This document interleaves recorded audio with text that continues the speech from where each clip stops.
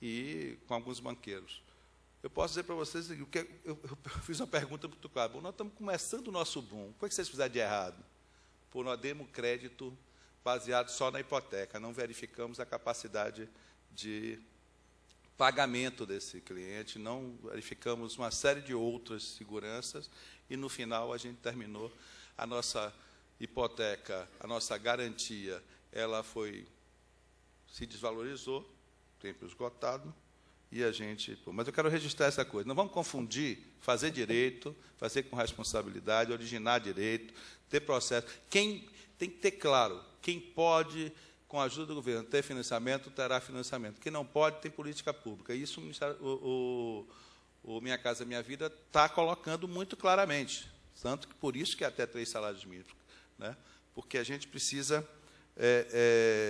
tem gente que tem 3 salários mínimos e não tem capacidade de pagamento. Isso é importante. E, por último, correndo o perigo de alguém vir aqui me tirar do púlpito, mas eu vou ter que falar, me desculpem, a questão do funding.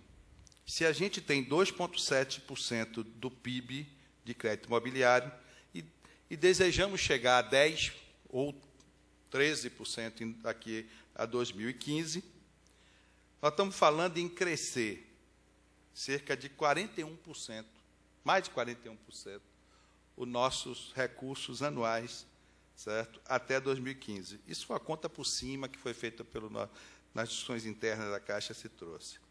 Se a gente quiser chegar aos 13% do Chile ou aos 10% do México, aí já é 35,6% ao ano. E se a gente quiser chegar a 8,5%, nós vamos precisar crescer a 32% ao ano.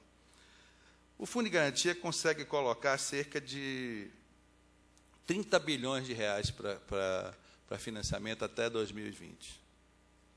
É possível, pelas análises que foram feitas pelo gestor.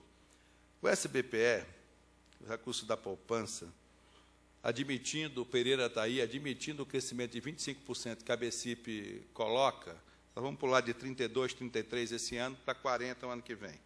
Por outro lado, também nós temos que pensar o seguinte, que daqui, provavelmente, no ano que vem, também muitos bancos estarão superaplicados com relação à poupança também. E se você pegar esses 400 com esses 40 bi com os 30 bi, nós vamos falar de... Se a gente fizer 100 mil de média, aí nós vamos falar de 700 mil unidades. Nós precisamos fazer mais de 1 milhão. E aí você vai ter que ter os mesmos 23, 24, 25 bilhões que o governo colocou no Minha Casa Minha Vida todo ano, durante os próximos anos. E o Fundo de Garantia ter a capacidade de botar a parte dele do subsídio também, né? Que também chega a alguma coisa perto de 4 bilhões por ano. Então, esse, para mim, também é um dos grandes problemas da gente. Nós precisamos, no meio dessa caminhada, vai faltar dinheiro para financiamento. Né? Nós precisamos trabalhar isso com um pouco mais, afinar um pouco mais esses números, chegar numa conclusão maior. E, para isso, não dá para a gente ter, por exemplo, a Caixa tem mais de 60 bilhões de reais na carteira da Caixa de crédito imobiliário. Se fosse possível securitizar esses recursos, eu teria, de cara, 20 bilhões para botar para financiar a habitação. O que é que significa? Eu não faço isso porque, senão, eu vou ficar desenquadrado no Banco Central com relação aos 65% da poupança que eu sou obrigado a fazer.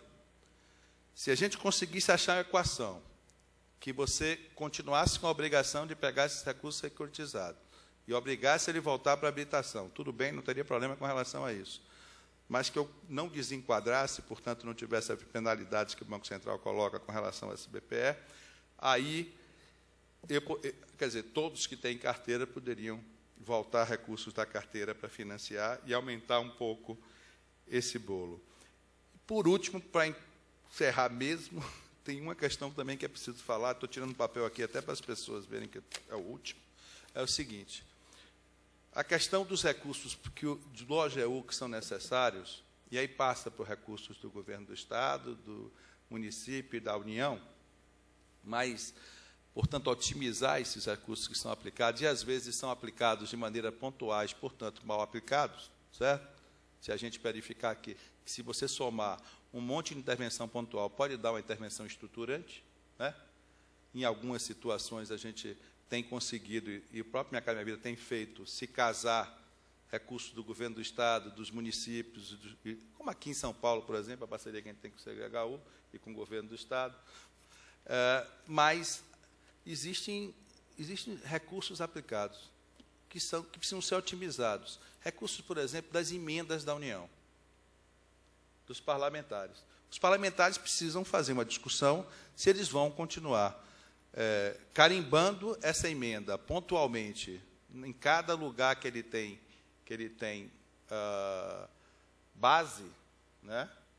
Ou se nós vamos pegar esse recurso e vamos estabelecer lá no Fundo Nacional de Habitação, ou da forma que a gente achar mais adequada, e vamos usar esses recursos para cobrir o tal dos 23 bilhões que a gente precisa todo ano. Não vai ter 23 bilhões para isso, mas uns 4 a gente arranjaria. Então, eu acho que todo mundo precisa rever o seu modelo mental, inclusive, para que a gente consiga enfrentar e garantir a sustentabilidade da política habitacional nos próximos anos.